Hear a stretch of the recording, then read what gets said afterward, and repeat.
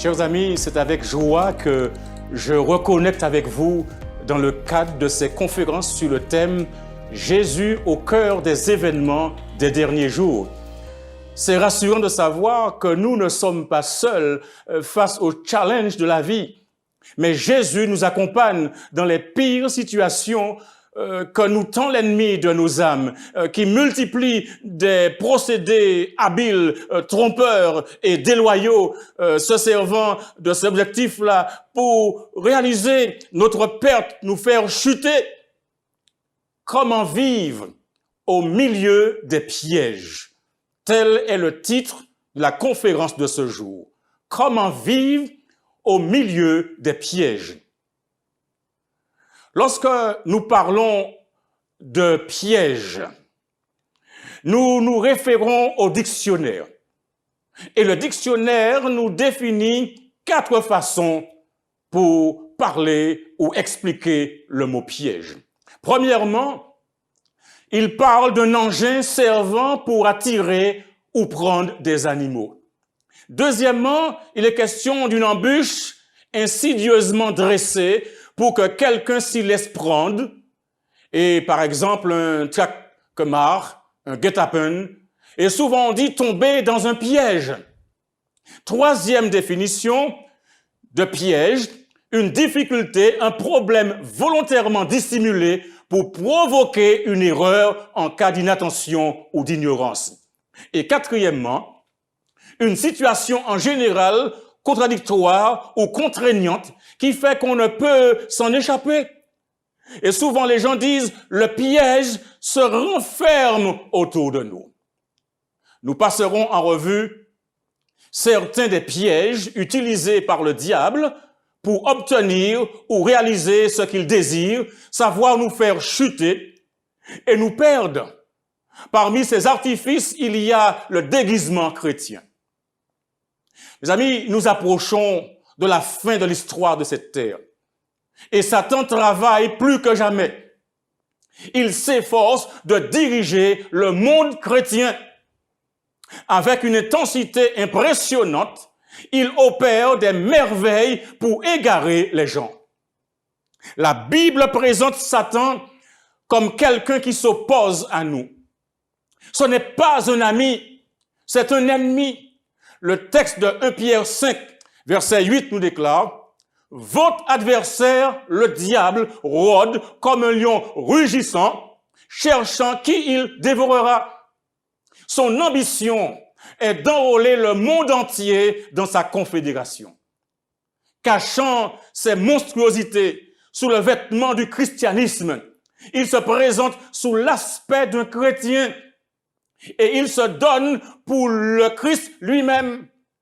La parole de Dieu déclare que lorsque cela conviendra à ses plans, l'ennemi, par le moyen de ses agents, manifestera un grand pouvoir sous des apparences chrétiennes, au point, nous dit Jésus, dans Matthieu 24, verset 24, de séduire, s'il était possible, même les élus. Comme les esprits du mal professeront la foi dans la Bible et manifesteront du respect pour les institutions de l'Église, leurs œuvres seront acceptées comme une manifestation du pouvoir divin. La plus grande force du mal dans notre monde, c'est une vie qui paraît vertueuse, une vie qui paraît honorable, une vie qui paraît noble, mais dans laquelle un péché est entretenu, un vice est caressé. Le génie, le talent, la sympathie, même les actes généreux et amicaux peuvent devenir des leurres de Satan pour piéger les âmes et les pousser à la ruine éternelle. Cela pourra vouloir dire que le mal sera à l'intérieur de l'assemblée, elle-même autour de la table, mangeant avec le Christ et les disciples.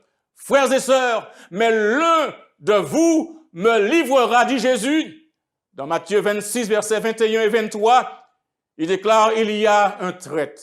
Celui qui a mis avec moi la main dans le plat, c'est celui qui me livrera. Aussi, il y a beaucoup plus à craindre des ennemis intérieurs que des ennemis extérieurs. Il y a beaucoup plus à craindre des infiltrés que des ennemis extérieurs. Dans le renseignement ou la police, un agent de pénétration ou agent d'infiltration est un agent dont l'activité consiste à devenir membre de façon clandestine d'une organisation adverse auquel il n'appartient pas initialement.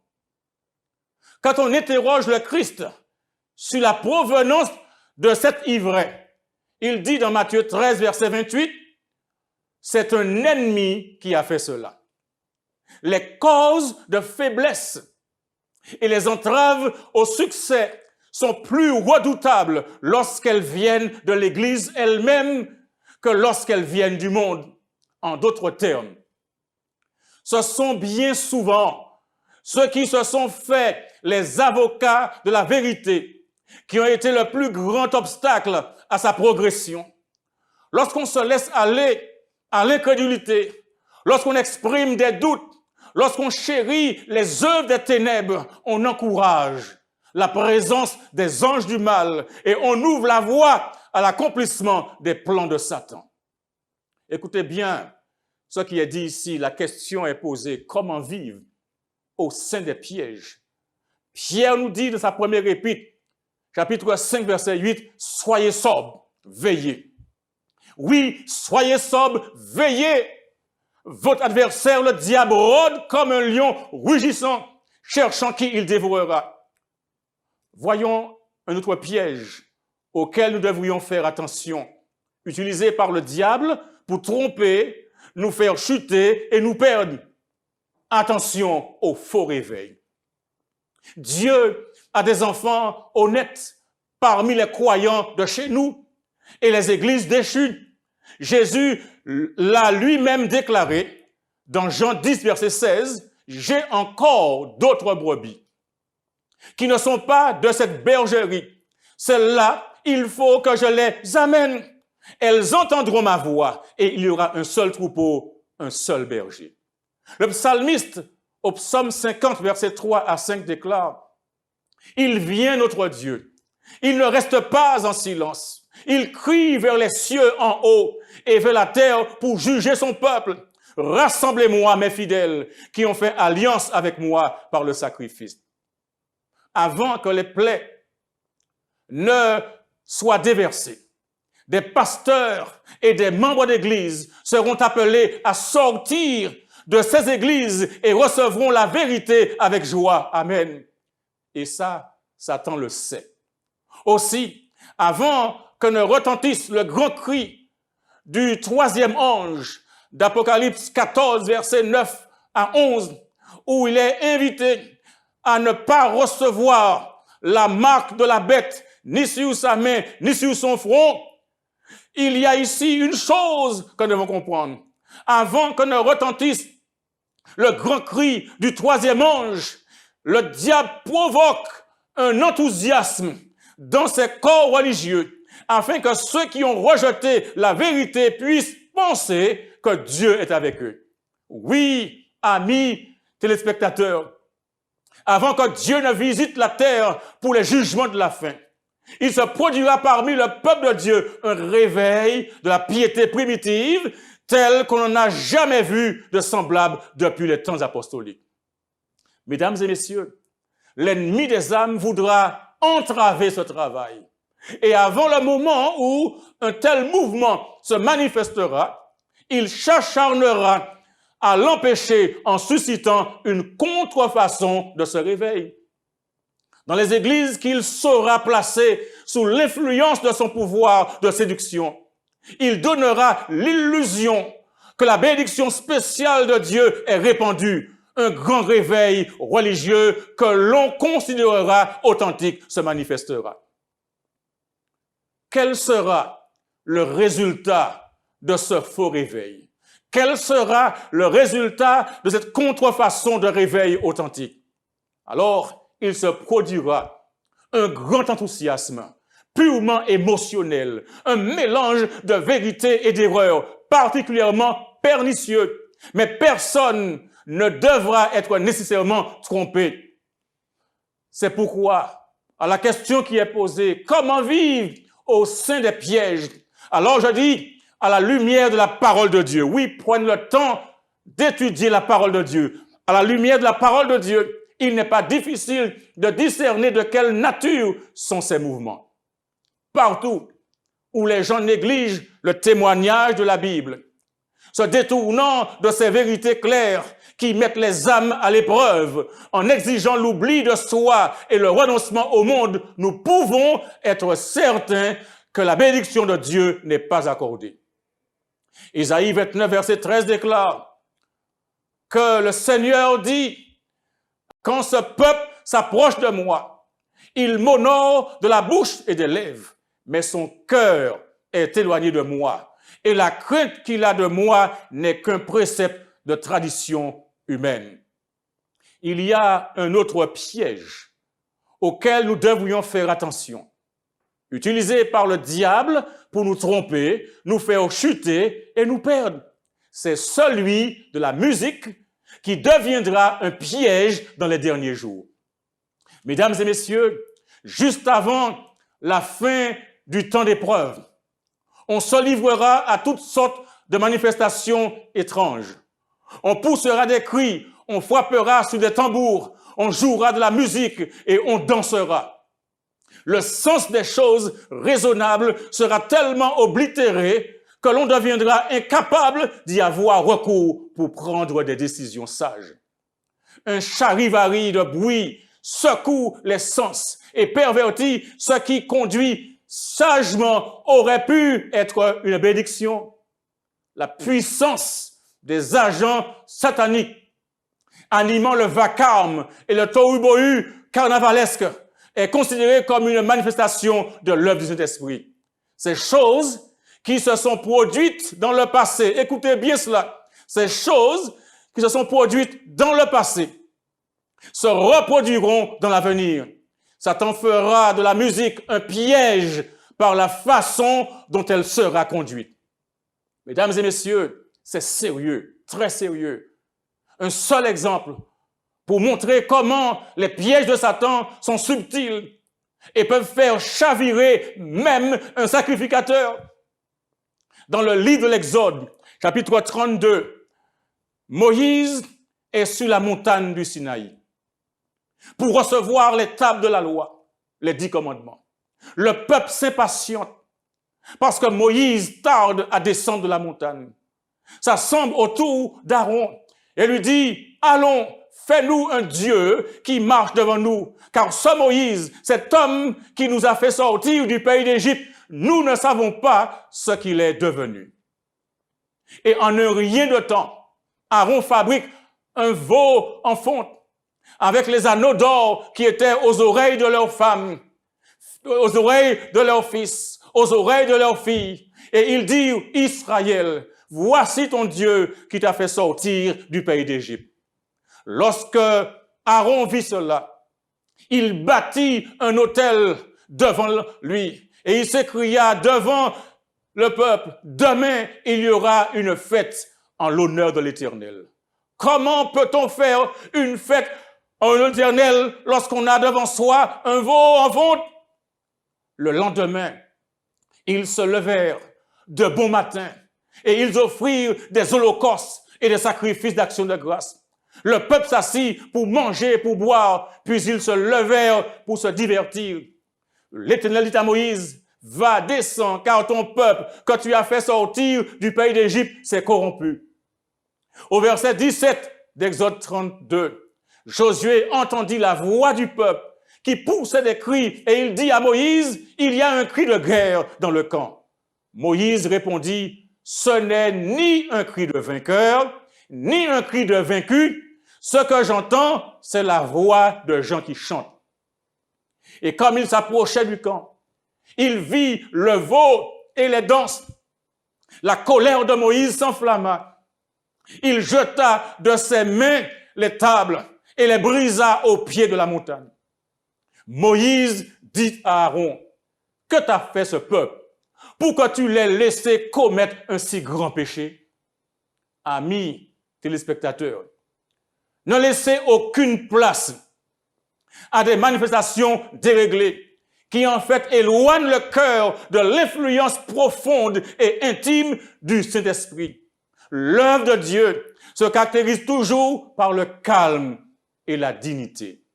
L'expérience du prophète Élie dans la montagne, fuyant devant la menace de la reine Jézabel, dans 1 Roi 19, verset 11, nous enseigne que l'Éternel n'est pas dans le vent. L'Éternel n'est pas dans le tremblement de terre. L'Éternel n'est pas dans le feu, mais dans un murmure doux et léger. Mon ami, le Seigneur, l'Éternel, le Saint d'Israël te dit aujourd'hui, c'est dans la tranquillité et le repos que sera ton salut. C'est dans le calme et la confiance que sera ta force. Mais tu ne l'as pas voulu. Alors, fais attention. Fais attention au piège de l'ennemi des âmes. Voilà encore un autre piège des derniers jours. Fais attention aussi au piège des faux dons de langue. Le fanatisme, le faux enthousiasme, le faux don des langues et les manifestations bouillantes ont été considérés comme des dons que Dieu aurait placés dans l'Église. Et certains ont embrassé cette erreur. Mais l'Écriture déclare dans Matthieu 7, verset 16, « Vous les reconnaîtrez à leurs fruits. » Le fanatisme et le bruit ont été regardés spécialement comme des preuves de la foi. Certains ne sont pas satisfaits des réunions si elles n'offrent pas un moment de fort enthousiasme. Ils travaillent pour cela et s'emballent. Mais l'influence de telles réunions est néfaste. Lorsque l'excitation momentanée est passée, ils plongent plus bas qu'ils n'étaient auparavant, car leur enthousiasme ne vient pas de la bonne source. Écoutez ceci, et si vous dormez, réveillez-vous. Les réunions les plus profitables à l'avancement spirituel, ce sont celles qui sont marquées par la solennité, où l'on sonde son cœur, chacun cherchant à se connaître et avec ferveur et humilité à connaître le Christ. Comment vivre au sein des pièges? Eh bien, il faut accepter les conseils inspirés des apôtres Jacques et Pierre, quand ils disent dans Jacques 4, verset 10 et 1 Pierre 5, verset 6, « Humiliez-vous devant le Seigneur, et il vous élèvera. Humiliez-vous donc sous la puissante main de Dieu, afin qu'il vous élève au temps convenable. » Ce qu'il faut comprendre ici, mes amis, c'est que les pièges en question sont le produit de l'ingénierie satanique. En outre, il faut savoir que des anges du mal revêtent l'apparence d'êtres humains. Par conséquent, Satan saisira toutes les occasions de détourner les hommes de leur alliance avec Dieu. Lui-même et ses anges tombés avec lui apparaîtront sur la terre sous une forme humaine, cherchant à tromper les âmes. Les anges de Dieu apparaîtront aussi sous une forme humaine et utiliseront tous les moyens qui sont en leur pouvoir pour contrecarrer les intentions de l'ennemi. Amis qui m'écoutez, c'est le moment de prendre très au sérieux l'admonition ou l'advertissement de Jésus. Dans 1 Pierre, chapitre 5, verset 8, il est déclaré « Soyez sobres, veillez. Votre adversaire, le diable, rôde comme un lion rugissant, cherchant qui il dévorera. » Des anges du mal, sous une forme humaine, parleront à ceux qui connaissent la vérité. Ils vont vous déformer et fausser les affirmations des messagers de Dieu. Des avertissements sont donnés au chapitre 6 de l'épître aux Éphésiens. C'est le moment de les recevoir. Pourquoi? Car nous sommes engagés dans une guerre contre l'armée des ténèbres. Si nous ne suivons pas notre chef, Jésus-Christ, pas à pas, Satan remportera la victoire sur nous. L'heure n'est pas à la plaisanterie, car nous sommes en guerre.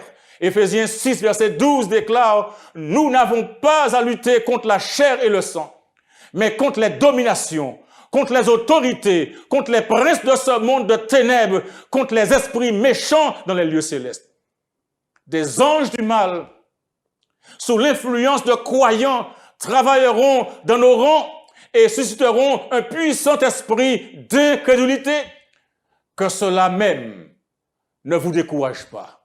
Mais mettez tout votre cœur sincère à lutter pour le Seigneur contre les puissances des agents sataniques. Ces puissances du mal s'assembleront dans nos réunions, non pour recevoir une bénédiction, mais pour contrecarrer les influences de l'Esprit de Dieu. L'heure n'est pas à la paralysie, l'heure n'est pas à l'hésitation ou au doute, car nous sommes en guerre. Au reste, frères, nous rappelle l'apôtre Paul dans Éphésiens 6, versets 10 et verset 11. Fortifiez-vous dans le Seigneur et par sa force toute puissante, revêtez-vous de toutes les armes de Dieu afin de pouvoir tenir ferme contre les ruses du diable. Ce n'est pas une guerre contre les êtres humains, mais une guerre contre les dominations, contre les autorités, contre les princes de ce monde de ténèbres, contre les esprits méchants dans les lieux célestes. C'est pourquoi, mesdames et messieurs, prenez toutes les armes de Dieu afin de pouvoir résister dans le mauvais jour et tenir ferme après avoir tout surmonté. Tenez donc ferme. Ayez à vos reins la vérité pour ceinture. Revêtez-vous de la cuirasse de la justice. Mettez pour chaussure à vos pieds le zèle que donne l'évangile de paix. Prenez par-dessus tout le bouclier de la foi avec lequel vous pourrez éteindre tous les traits enflammés du malin. Prenez aussi le casque du salut et l'épée de l'esprit qui est la parole de Dieu. Faites en tout temps, par l'esprit, toutes sortes de prières et de supplications. Veillez à cela avec une entière persévérance et priez pour tous les saints, priez pour les frères et sœurs, priez pour vos amis, priez pour vos voisins. Prions. Comment vivre au milieu des pièges? Jacques nous le dit au chapitre 4, verset 7. Soumettez-vous donc à Dieu, résistez au diable et il fuira loin de vous. Mon ami, Dieu est prêt à t'accorder une grâce plus excellente. C'est pourquoi l'Écriture dit, Dieu résiste aux orgueilleux, mais il fait grâce aux humbles. Mais pour recevoir cette grâce de Dieu, tu dois faire preuve d'humilité et être prêt à te soumettre à sa volonté et à son plan. Cette soumission implique une confiance sans faille, c'est-à-dire totale, dans tous les arrangements de Dieu pour ta vie et pour ton bien personnel. C'est ainsi et ainsi seulement, je le reprends, c'est ainsi et ainsi seulement que tu pourras échapper au piège de l'ennemi. Ta seule sécurité se trouve sous l'abri du Très-Haut, sous l'abri du Dieu Tout-Puissant. Alors, soumets-toi à lui. N'attends pas demain, mais soumets-toi à lui aujourd'hui. Accepte-le aujourd'hui pour protecteur et sauveur de ta vie. Que l'Éternel te bénisse et qu'il te garde.